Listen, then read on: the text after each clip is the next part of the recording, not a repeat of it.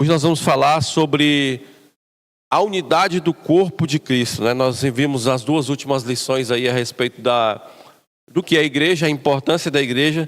Depois nós passamos aí para a missão do remanescente, o que o remanescente tinha a ver com a sua missão. E hoje nós vamos falar sobre a unidade do corpo de Cristo. Primeira coisa para a gente entender, deixa eu fazer uma pergunta para você refletir aí. E também para você poder participar com a gente nos comentários. Unidade, segundo a questão bíblica, tem que ver com estar unido por um propósito comum. Ou seja, a igreja de Deus como o corpo de Cristo. E Paulo usa essa metáfora no livro de Efésios capítulo 4 para definir a respeito das questões sobre a igreja, que nós devemos estar unidos por um propósito. Então deixa eu fazer uma pergunta para você, está participando conosco aí nos comentários. É importante que a igreja, como um corpo de Deus, como representante de Deus aqui nessa terra, que estão para pregar o evangelho, seja unida? Sim ou não? O que você acha aí a respeito dessa questão? Se é importante que a igreja esteja unida. Vamos lá entender um pouco a respeito desse estudo. E aí eu vou ler um versículo do livro de Efésios, porque esses dias Berilo me perguntaram por que eu não leio a Bíblia. Os irmãos aí que participam aí, eles são bem criteriosos. E eu vou ler um versículo do capítulo 4 do livro de Efésios que diz assim: Paulo dizendo, rogo-vos, pois, eu, prisioneiro no Senhor, que andeis de modo digno da vocação a que fostes chamado. E aí no capítulo 4 todo ele vai destrinchando a respeito dessa questão da unidade da fé, sobre os dons e sobre a importância do ministério e do serviço. A unidade bíblica e a igreja. Nós vimos aí no texto de Efésios 4 que o Espírito Santo é a força impelente por detrás da unidade da igreja. Ao chamar os membros de todas as nacionalidades e etnias, o Espírito Santo batiza-os num único corpo, o corpo de Cristo, a igreja, né? Paulo usa e enfatiza essa questão de nós olharmos para a membresia, a igreja de Deus, como um corpo. E dentro desse corpo, todos os membros têm uma funcionalidade. Todos eles são importantes diante de Deus, para que a pregação do Evangelho e as verdades de Deus sejam proclamadas às pessoas que ainda não conhecem. Ou seja, de uma forma bem clara, todos são importantes dentro da casa de Deus. Independente daquilo que você faça, se você prega, se você canta, se você tem um outro dom específico, Deus chama você, nos chamou das trevas para as maravilhosas luzes, para que nós possamos pregar o Evangelho e estarmos unidos num só propósito. A unidade da igreja. Todos os dons espirituais devem ser exercidos para a edificação. O que é edificação, Anderson? É o processo de construção espiritual ou crescimento na fé do corpo de Cristo. Para que isso, Anderson? Para que todos nós atinjamos a perfeita varonilidade do Filho de Deus. Para que nós possamos alcançar o ideal de Deus como membros da igreja, nós precisamos exercer nossos dons espirituais. Cada um exercendo o dom que Deus o capacitou. E aí quando nós vamos analisando um pouco mais, nós percebemos que os crentes, abrangência da unidade, experimentam a unidade de mente e julgamento. A igreja de Deus deve revelar unidade de sentimentos e pensamentos e ação. Ou seja, cada um pensando de uma forma diferente, é isso que a igreja de Deus deve agir? Não.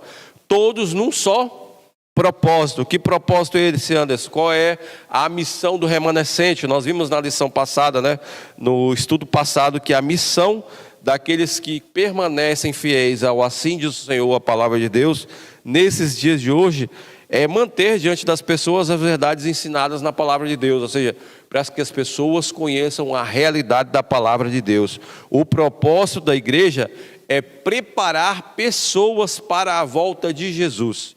Esse é o nosso propósito, a nossa funcionalidade. Então nós temos que estar todos unidos nesse só propósito. E aí nós aprendemos sobre a universidade na diversidade. Todos dentro da igreja, Anderson, são iguais? Não.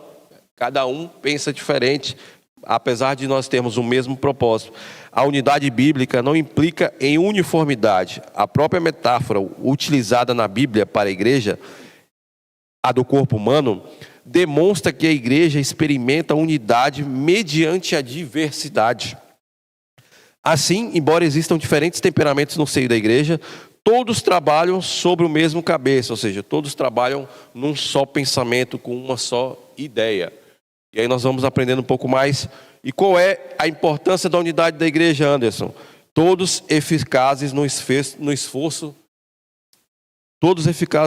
da igreja. Num mundo caracterizado por dissensões e conflitos, o amor e a unidade manifestados entre os membros da igreja, mesmo possuindo esses diferentes personalidades. E aí no meu trabalho a gente sempre fala que a coisa mais difícil que tem é lidar com o ser humano. E dentro da igreja também não é muito diferente. Mas como cristãos, como aqueles detentores da verdade, que se preocupam em pregar o evangelho, dentro desse processo, nós devemos estar preocupados em testemunhar mais poderosamente em favor da mensagem apresentada pela igreja do que qualquer outra coisa. Ou seja, dentro do corpo de Cristo, dentro da igreja, como representantes, nós temos que estar preocupados em apresentar Jesus para as pessoas e não preocupados em outras coisas corriqueiras como conflitos e outras coisas. Enfim, vamos avançar um pouco mais, Anderson. O que representa isso? A igreja, ou seja, a unidade da igreja, por que é importante uma igreja estar unida, Anderson? Porque ela revela a realidade do reino de Deus. Uma igreja verdadeiramente unida sobre a terra revela que seus membros levam a sério a expectativa de viverem juntos no céu. Unidade traz consigo força, ao passo que a desunião provoca enfraquecimento. Eu lembro que há uns estudos atrás nós vimos que uma das metáforas que Deus usa para simbolizar a igreja é um exército. Agora, se nós vivemos uma batalha entre o conflito entre o bem e o mal, e esse exército não está unido, quando esse exército for enfrentar o inimigo e não estiver unido, vai ter alguns problemas sérios aí para poder sobressair sobre o inimigo. Então, é muito importante que a igreja, como corpo de Cristo, cada indivíduo entenda que nós estamos aqui nessa unidade para representarmos a Deus e para fazer a sua vontade. Não estamos preocupados aí com dissensões, conflitos, brigas e outras coisas que não fazem parte daquilo que Deus pede de nós como seu representante. Qual é o foco? Como é que nós podemos alcançar essa unidade? Bom, a escritora norte-americana Ellen White, ela diz em um dos seus livros que o segredo da verdadeira união na igreja e na família não é a diplomacia, o trato habilidoso, sobre-humano esforço para vencer dificuldades. O segredo é a união com Cristo. Como que isso acontece, Anderson?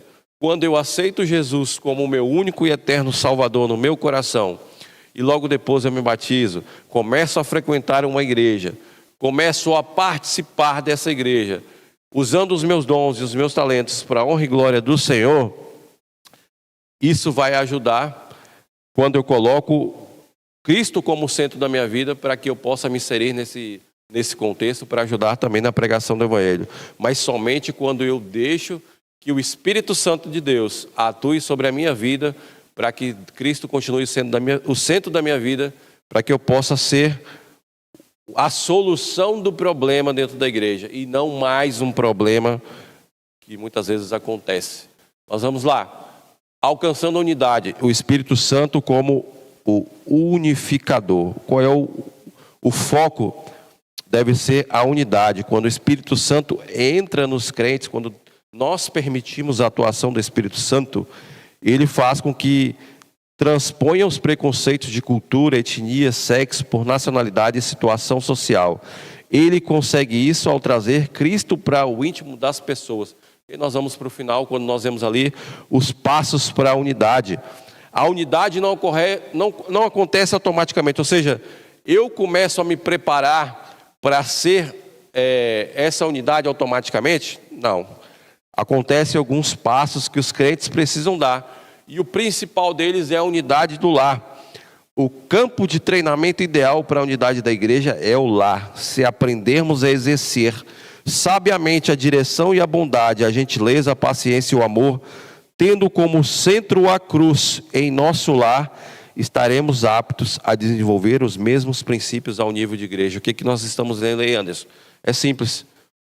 Se você quer ser um bom membro de igreja, ser usado por Deus e estar inserido nesse contexto, unido à sua igreja em um só propósito, assim como você é na igreja, você tem que ser aonde? No lar. Infelizmente, eu conheço muitas pessoas que na igreja são uma bênção, mas dentro de casa são uma maldição. Pessoas que tratam mal o esposo, a esposa, os filhos, não dão exemplo para os filhos, mas na igreja usam uma espécie de capa e ali se transformam. Isso é muito sério, porque para nós sermos usados por Deus, assim como nós somos aqui dentro, nós precisamos ser também dentro do lar, para aquelas pessoas que nos conhecem, e assim também no trabalho, em todos os lugares que nós estivermos, porque tem um pensamento que diz que a única Bíblia que muitas pessoas têm lido por aí é o seu testemunho, e isso conta, e conta muito. Então, se você quer ser um membro, um cristão usado para que as pessoas vejam a manifestação do Espírito de Deus sobre a sua vida, que assim como você é na igreja, você seja no seu lar, no seu trabalho e durante toda a sua vida. Nós vamos para o último slide, que diz assim: a igreja também deve trabalhar unida rumo a um objetivo. Aliás, o penúltimo. A igreja não viverá a unidade até que, agindo como um todo, se envolva na proclamação do Evangelho de Jesus. Ou seja, Deus não deseja que apenas o pastor, o ancião e a liderança se envolvam na pregação do Evangelho.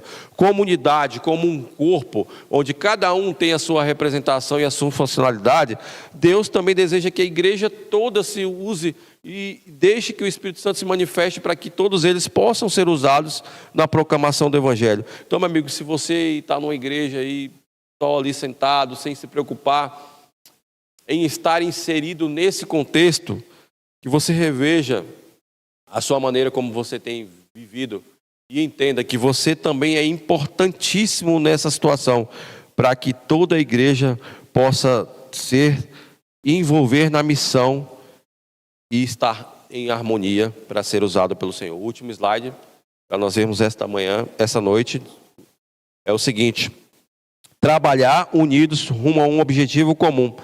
A igreja de Cristo deve conduzir a dupla obra. Qual é essa dupla obra, Anderson? Primeiro, pregar. Tem um texto muito conhecido da escritora norte-americana, Ellen White, que ela diz assim: todo cristão nasce no reino de Deus como um missionário. Ou seja, quando você aceita Jesus e quando você se batiza, automaticamente você está dizendo para as trevas que a partir de hoje eu vou pregar essa mensagem que eu conheci para outras pessoas, para que outras pessoas possam conhecer a mesma verdade que eu conheci. Aqui rapidinho falando sobre uma coisa que aconteceu comigo ontem.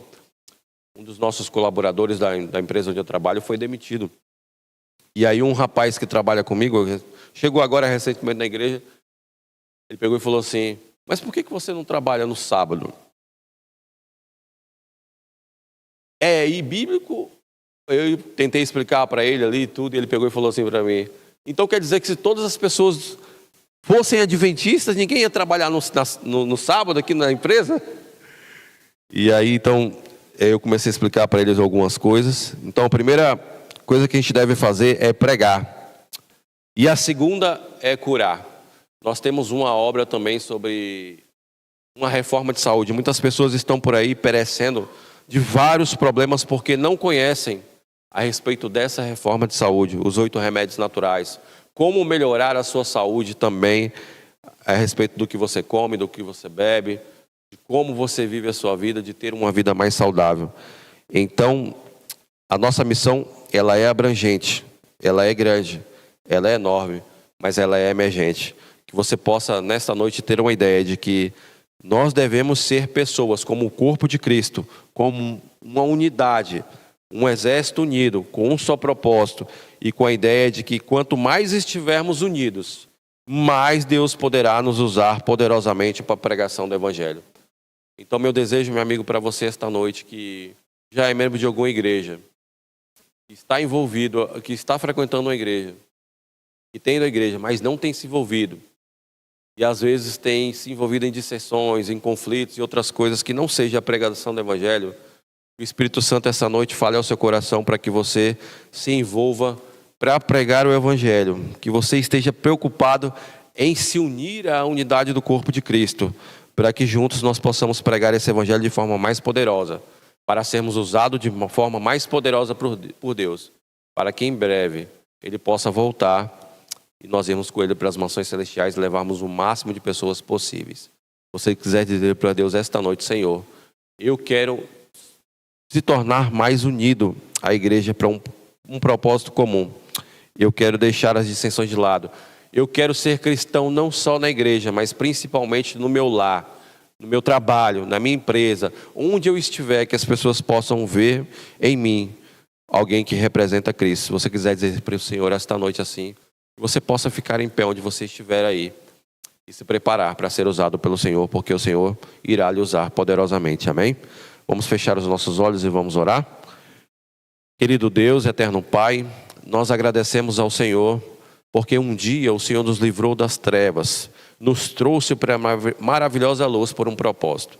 E neste momento nós rogamos ao Senhor a Tua misericórdia sobre as nossas vidas, para que o Senhor retire de nós qualquer coisa que possa nos impedir de sermos usados de forma poderosa pelo Teu Santo Espírito.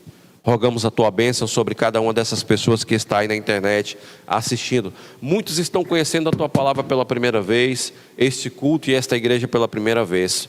Por isso, Senhor, eu rogo a Tua bênção sobre cada um, sobre a vida de cada uma dessas pessoas, para que o Senhor continue as abençoando, para que o Senhor continue usando o Teu Santo Espírito para abrir o coração dessas pessoas, para que elas conheçam a Tua graça e a Tua misericórdia. Continua abençoando também aqueles que estão sofrendo por problemas emocionais, por problemas financeiros, por problemas de saúde, para que eles não se esqueçam, Senhor, que o Senhor continua sendo bom todo o tempo. Continue abençoando este culto. E cada um dessas pessoas que estão nos assistindo neste momento, é o que nós rogamos em nome de Jesus. Amém.